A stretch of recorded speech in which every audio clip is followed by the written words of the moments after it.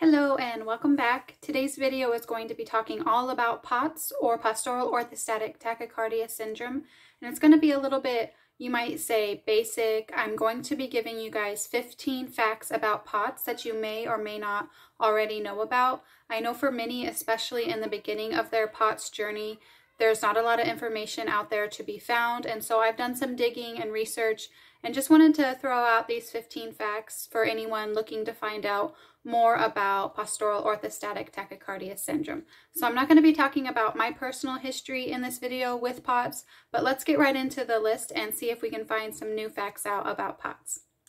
So the first fact that I wanted to share with you guys is that around 85% of POTS patients are female. So the majority of patients with POTS are women and not men, but I have run across several men, especially in like POTS support groups that do have POTS. So it is not a woman-only disease, but it does tend to lean more towards females. Our second fact might come as a surprise to many, especially those in the beginning of their POTS journey and just trying to find out, basic information about the condition.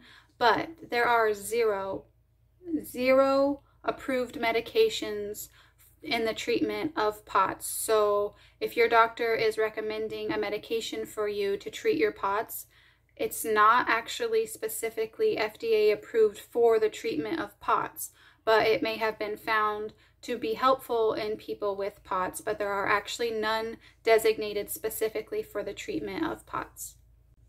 Number 3 is that it is estimated between 1 and 3 million people in America are suffering with POTS. And that came as a surprise to me because, especially in the beginning when you're told you have this mysterious syndrome, you figure it's really rare, but it's actually not. It's just not well documented or well reported or well understood in the medical community. And a lot of the times, even the doctors and medical professionals have never even heard of it. The fourth fact here I can actually relate to, and that is that it's estimated about 50% of the patients who develop POTS got POTS directly after going through a viral illness, and that was the case for me. Now, our fifth fact speaks to just how disabling and debilitating POTS can be, but it's estimated that 25%, and I would assume probably even higher, 25% of POTS patients are too disabled to go to work or to go to school or to maintain the lifestyle that they had before being diagnosed with POTS. The sixth fact is a really sad fact, and it is that it's estimated around 48% of POTS patients have to travel at least 100 miles or more to receive proper POTS care from a medical physician or medical provider that actually knows what POTS is and knows how to treat it. Number 7 really touches close to home for me because I dealt with this, but it's that there's an estimated, it's estimated that around 75% or more of people with POTS are told by doctors that the condition or the symptoms that they're experiencing are all in their head, or it's anxiety or some other type of psychological disorder before they're ever given the diagnosis of POTS. And that's really sad. Now the next one is just a rough estimation, and the number that I came across is that it takes approximately 4 to 7 years for most POTS patients to be given their diagnosis of POTS. So I've heard of people it taking 30 years to figure out what was going on with them. For other people, it was just a month. For other people, a year, and so forth. So it is a really broad range, but the general estimation is between 4 and 7 years before having any answers. And that is so hard to deal with when you're facing chronic illness. You just want answers, and more importantly, you want a treatment plan to start feeling better if possible. So I think it's really important that we keep advocating and reaching out to doctors and, spreading the word about dysautonomia and POTS so that we can really close the gap on that and how long it takes to get a diagnosis. Number 9 is a fact that I want you to repeat to yourself, especially if you have a physician telling you that your POTS is due to anxiety, but POTS is not caused by anxiety. So earlier for number 7, I had let you know that around 75% of patients are told that it's all in their head. And for this next fact, number 10, there was a study done in the UK, and it was estimated that around 48% of people with postural orthostatic tachycardia syndrome were misdiagnosed with a psychological or psychiatric condition before given their POTS diagnosis.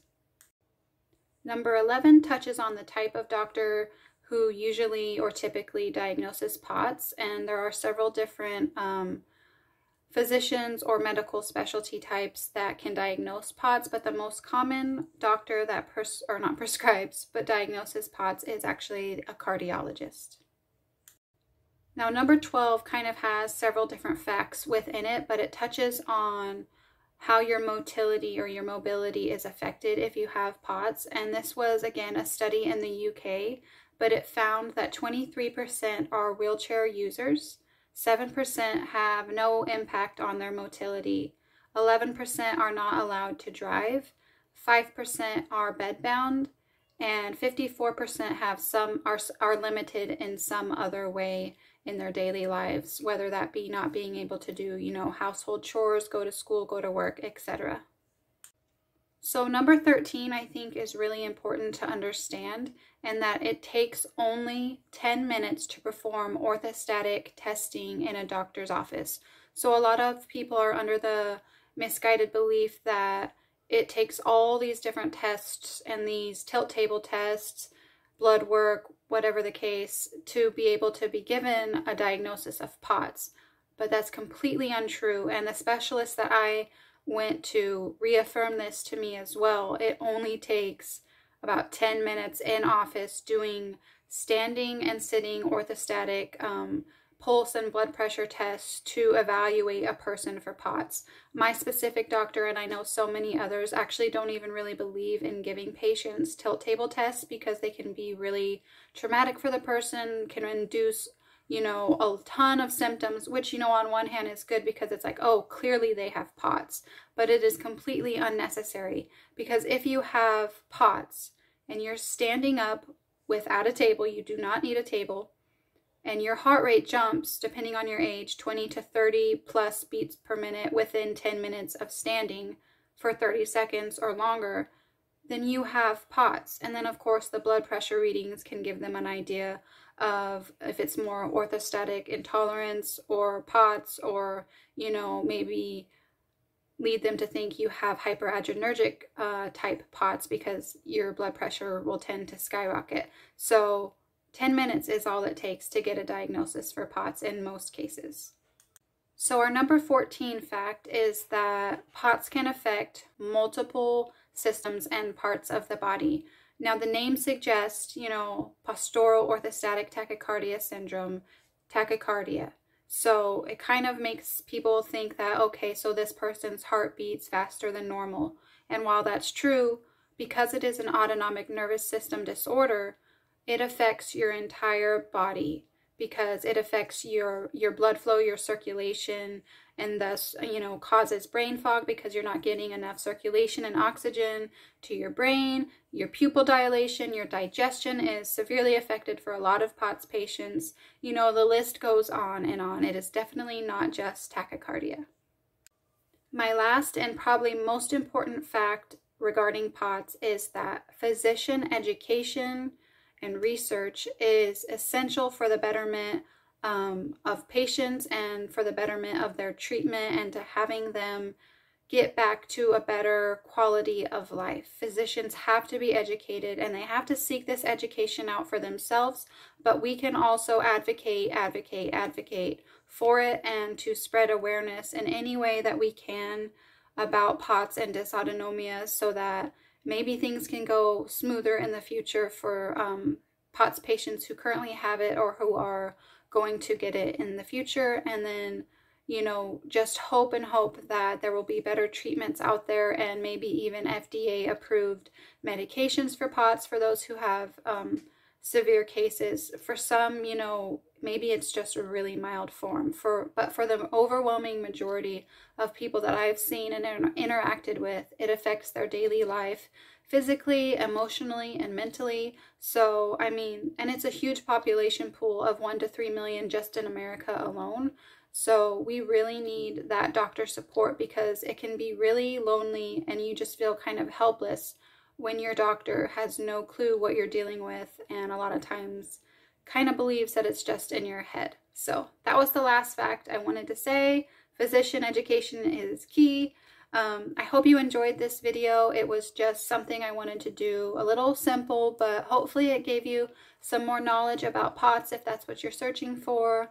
And yeah, I hope to be making a video soon. I'm going to be interviewing someone who got POTS post-COVID. So they got COVID last year, and as a result, they are now dealing with debilitating symptoms, and they have officially gotten a POTS diagnosis. So be on the lookout for that soon. And I guess that's it. I hope you're having a good day. Please stay safe and stay healthy if you can, and I'll see you in the next video. Bye-bye.